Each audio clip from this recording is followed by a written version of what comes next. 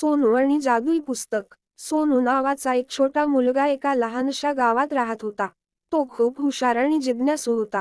त्याला नवीन गोष्टी शिकायला खूप आवडत असे. एके दिवशी तो गावच्या जुन्या वाचनालयात गेला. तिथे खूप मोठी ग्रंथसंपदा होती.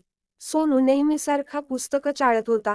तेव्हा त्याला एक धुळीने भरलेलं जुनं पुस्तक दिसलं. हे पुस्तक इतकं वेगळं का दिसतंय, असं मनात विचार करत त्याने ते उघडलं. पुस्तक उघडताच चमकदार प्रकाश निघाला आणि एक जादूगार त्याच्या समोर प्रकट झाला.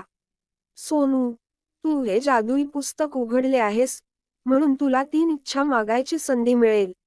जादूगार म्हणाला. सोनू खूप आनंदी झाला आणि विचार करू लागला. पहिली इच्छा, माझं गाव नेहमी आनंदी आणि समृद्ध राहो. दुसरी इच्छा, सगळ्या मुलांना शिक्षण मिळावं. तिसरी इच्छा, माझ्या आई वडिलांचं आरोग्य नेहमी चांगलं राहो.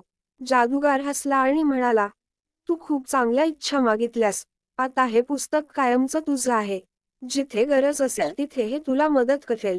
सोनूला आनंदाच्या भरात पुस्तक घट मिठी मारावीशी वाटली. त्या दिवसानंतर गावाचा चेहरामोहरा बदलला.